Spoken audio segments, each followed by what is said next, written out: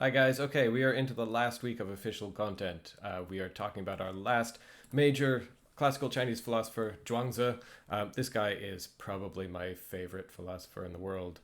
I find this text delightful. I hope you will enjoy reading it. What I'm going to do in this video is just give you a bit of a flavor of what the text is like, a little bit about what we know about Zhuangzi, and talk about one of the themes in the text, themes of skepticism and relativism, that I've suggested as one of your essay topics. Right. Okay. So Zhuangzi. Once again, we have both the name Master Zhuangzi. His given name is Zhuangzhou. I have so with the other philosophers we've looked at, I've just stuck with the pinyin system of transliteration, of turning Chinese words into our Roman alphabet. For Zhuangzi, I'm going to tell you another way that it's transliterated, just because I think this guy shows up in sort of popular Western media in other places, sometimes using this. Sorry, I'm hesitating. I think of it as an older system of transliteration. That's kind of not fair. So the system that we're using with the Zs, pinyin, that has been the official system in mainland China, the People's Republic of China, since sort of the late 80s, early 90s. So for that reason, I think of this other Wade Giles transliteration with the CH and the TZ as more old-fashioned. I'm hesitating because I think that's a little bit unfair in other places like Taiwan and I think also Singapore. They did not switch over to pinyin. So you may still run into other systems of transliterating Chinese sounds into the Roman alphabet, even in contemporary sources. These words are pronounced the same. So Zhuangzi is how you pronounce this, whichever way you're writing it in Roman letters. Okay. We know very little about Zhuangzi. Your textbook says he lived in the mid 4th century BCE, which makes him probably a contemporary, a younger contemporary, the book says, of Mengzi. I've seen other scholars say he was a 3rd century BCE figure. We don't know a whole lot. We do know that he wrote this text, which we name after him, the Zhuangzi. We know some other things about the character Zhuangzi. So Zhuangzi appears. The text of his name also has stories about him. You'll see it's full of stories about all kinds of people. You will see stories about Confucius, Kongzi, in the text. You will see stories about Zhuangzi himself. You'll see stories about all kinds of people. One other character that I'll mention, aside from Zhuangzi himself, is Hui Shi or Huizi, who shows up as a friend and often a sparring partner of Zhuangzi's. They often argue with each other. One of your required readings is this blog post by Aaron Novick and Liam Kofi Bright, talking about a dialogue between Zhuangzi and Huizi that comes in one of the later chapters of the text. And I think that one nicely exhibits the sort of, both the sort of playfulness in a lot of their exchanges and a bit of their character. So Huizi, we think, is a historical figure, a philosopher of this period, who belonged to the so-called School of Names that I may be putting up a bonus video about next week. I said the School of Names it's in the module marked "If We Have Time." So I will talk about that just because I think that stuff is fun, but it's also like difficult. Anyway, so those people are famous for sort of very careful, like, logical philosophy of language, argumentation, that kind of thing. And Zhuangzi himself often seems to sort of playfully engage in those kinds of, I'm saying playfully a lot, engage in those kinds of games in order to maybe parody them or stand them on their head, or kind of ridicule the very careful arguments, very careful and clever arguments that folks like Huizi in the School of Names would bandy about. I should say, yeah, this spirit of playfulness, humor, storytelling, verbosity really characterizes and persuades the Zhuangzi. Just to say a little bit more about the text, it's in prose. It's as I say, got lots of stories in it. It's divided into chapters. Those chapters we nowadays standardly group into three batches. There's the first 7 chapters we call the inner chapters. Nowadays, those are the only ones that scholars confidently think were written by Zhuangzi, or were written in Zhuangzi's time. The other chapters we group into the outer and miscellaneous chapters. Those seem to be later additions to the text. My understanding is the distinction between outer chapters and miscellaneous chapters has to do with sort of how closely they keep to the spirit or the word of the original, and sort of how old they are. That's, I think, something to keep in mind anytime you're writing sort of an interpretation of the Zhuangzi. Those initial 7 chapters, the inner chapters, there's probably some pressure to try to give a coherent interpretation of how those things fit together. Later chapters, it might be reasonable to say something like, here's a story about what's going on in the inner chapters, the first 7, that's what Zhuangzi thought. Here's something slightly different that explains what's going on in one of these later chapters, because that's a different later philosopher, maybe a sort of philosophical descendant of Zhuangzi's, who's adding on to the text. Okay. Here's a bit of sort of biography that you might or might not take too seriously. So here's a story about Zhuangzi from one of the outer chapters, from chapter 17, Autumn Floods. So in these slides, I'm going to give you a slightly different translation from the one you've got in your textbook. There's a reason for this. That is, this text, the Zhuangzi, is regarded as not just a major philosophical classic, but also a literary one. Part of what's praiseworthy in a literary sense about the Zhuangzi is there's quite a bit of wordplay. Unfortunately, it's wordplay in classical Chinese that doesn't always come through in English. So classical Chinese is capable of a certain kind of openness and multiple meanings that can be more difficult in a language like contemporary English. And it's going to be difficult for us to fully appreciate those kinds of things, or to notice when there are, let's say, multiple competing interpretations of, competing possible readings of some important part of the Zhuangzi. One way of getting around that, or trying to get at the different possible meanings that the text could have, is by looking at multiple different translations. So for that reason, you've got one that's in your readings anthology. So you have at least one respectable scholarly translation available to you. I'm going to give my translation here from a translation that I really like by Brooke Ziporin. I'm not sure if I'm pronouncing the name right. But I like this one a lot. It's not very expensive. If you enjoy this stuff, this I think is a really nice book to have on your shelf. Okay, so here's a story about Zhuangzi that gives you sort of a flavor of the character. Again, this is from an outer chapter, so this is not a story written by Zhuangzi himself, we don't think, but by somebody later. So here's the story. Zhuangzi was once fishing beside the Pu River when 2 emissaries brought him a message from the king of Chu. The king would like to trouble you with the control of all his realm.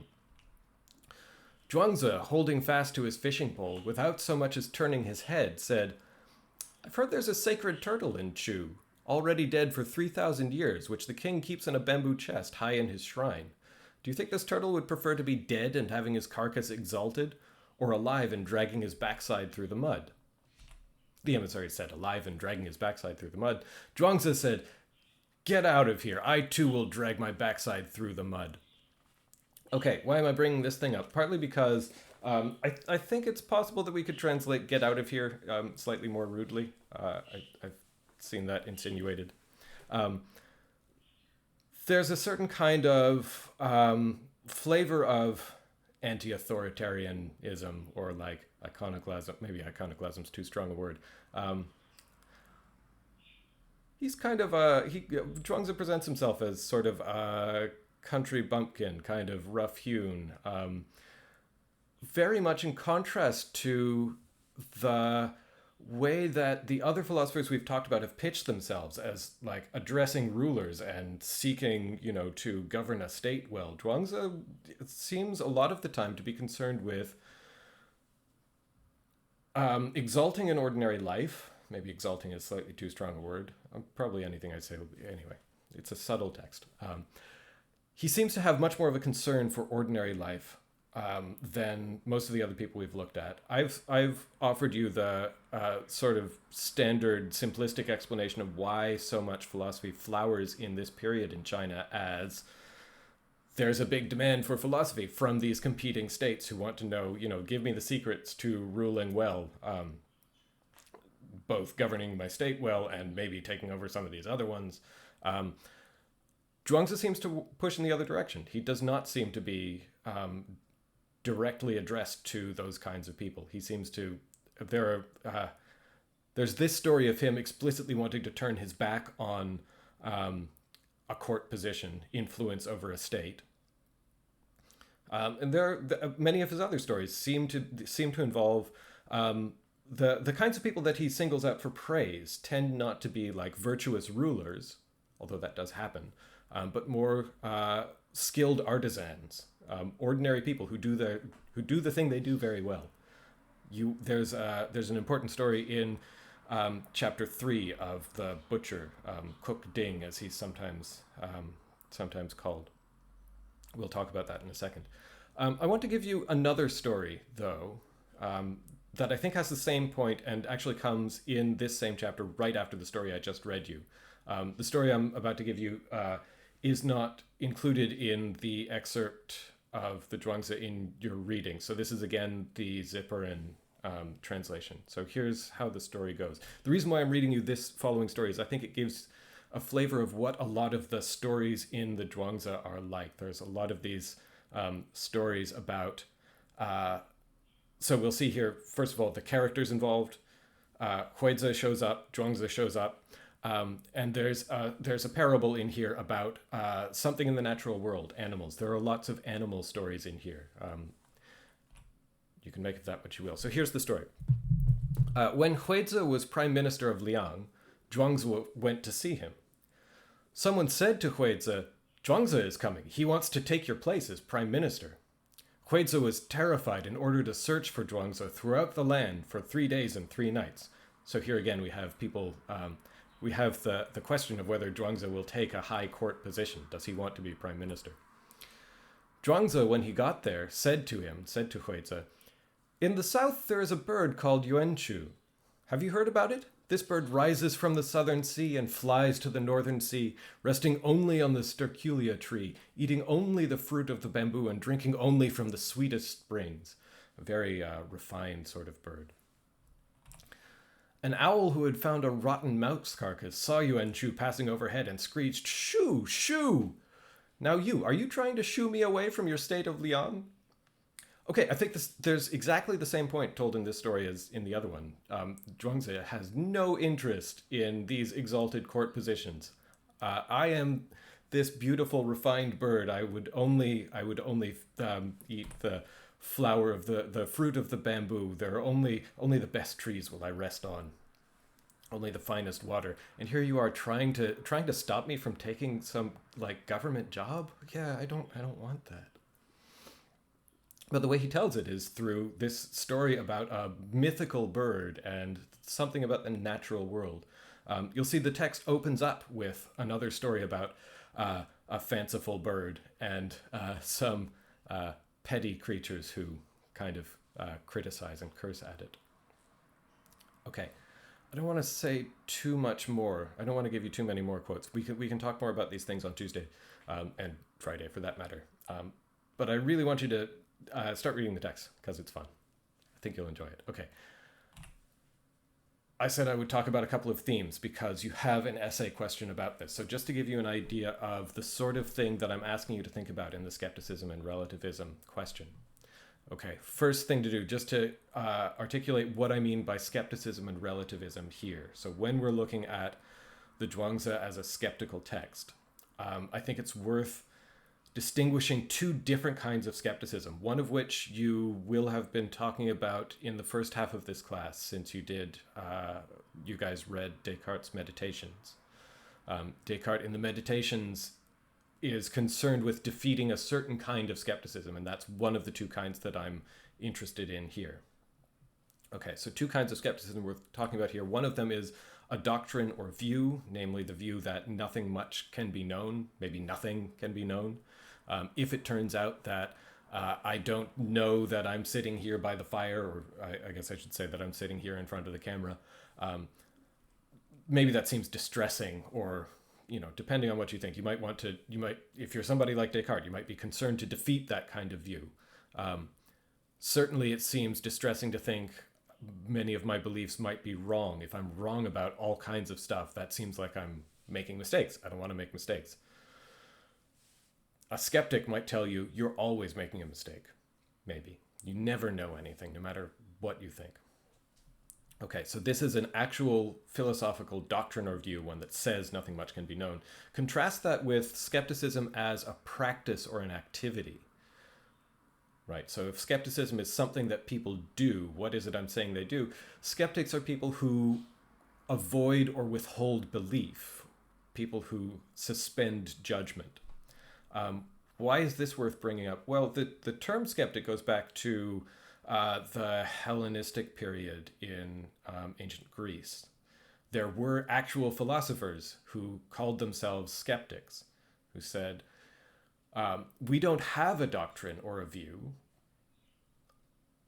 but what we do is we avoid belief in things. And they'll say, there are reasons for this. They have arguments for why one ought to do these sorts of things, or maybe better to say they have arguments that allow us to suspend judgment. So if it appears to you that you're sitting by the fire, they might run through an argument like Descartes' dreaming argument to suggest, to achieve suspended judgment about that. At least one version of ancient Greek skepticism said the reason why we suspend judgment is because that allows us to achieve tranquility. That's a slightly controversial translation of the Greek word ataraxia, something like freedom from disturbance. They find that they claim to have found that it turns out having beliefs about things leads to disturbance, leads to sort of mental indigestion. And the way to sort that out is to try and get rid of your beliefs. Okay. I think we can read in the Zhuangzi, particularly in chapter 2. We can see you can find arguments for both of these kinds of things. There is even a very famous dreaming argument right at the end of chapter 2 that you could certainly look at as an argument for, or you could extrapolate into an argument for a doctrine of skepticism, right? An argument that you don't know whether you're dreaming or not. But there are also arguments that look like they're saying, look, whenever we make judgments, whenever we try to draw a line between this and that, between true and false, between right and wrong, we're making a mistake. there's no reason to think that those kinds of things are true, and so we ought not to make those kinds of judgments. Okay, so 2 kinds of skepticism. I would encourage you to look for yourself, I mean, with help from the intro textbook, but also look for yourself for passages in the Zhuangzi that seem to argue for this kind of thing. Okay. Relativism is importantly not the same thing as skepticism. I think we find also arguments for relativism in the Zhuangzi, but relativism is not the same thing. So there are lots of different ways to define relativism in philosophy. Here's one that's particularly relevant for reading the Zhuangzi. So one version of relativism says that the truth, that is the truth about the way things are, or the truth about the way things should be, or the truth about what makes a life good, or whatever you're interested in, that truth is relative. And when we say relative, we mean relative to a perspective, relative to a purpose, relative to a person, relative to a context, something like that.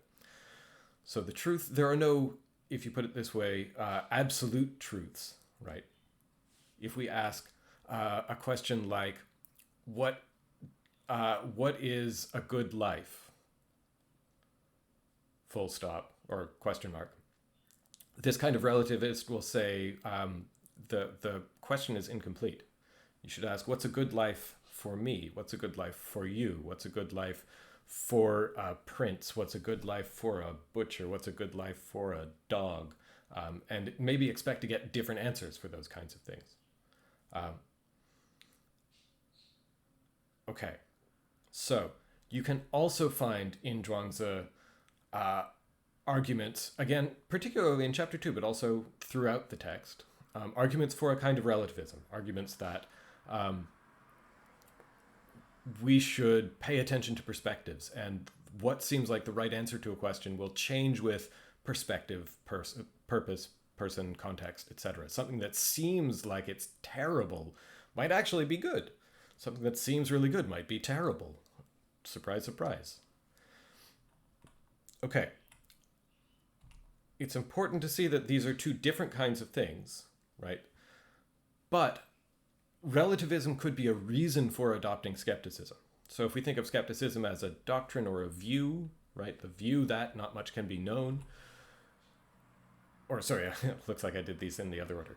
If we're thinking of skepticism as a practice of withholding belief, you might say we should withhold belief because everything's only relatively true and not absolutely true. I think you can see something like this in those ancient Greek skeptics I was talking about. A lot of the sorts of things they say looks like, you could reconstruct it as follows. Believing something, judging that something is thus and so, involves treating it as true, full stop. Treating it as absolutely rather than relatively true. But nothing is absolutely true, as we can show by looking at something from another perspective from which it seems the opposite seems to be true. Therefore, we should withhold belief all over the place. Okay, if we think of skepticism as a doctrine or view that nothing much can be known, here we go.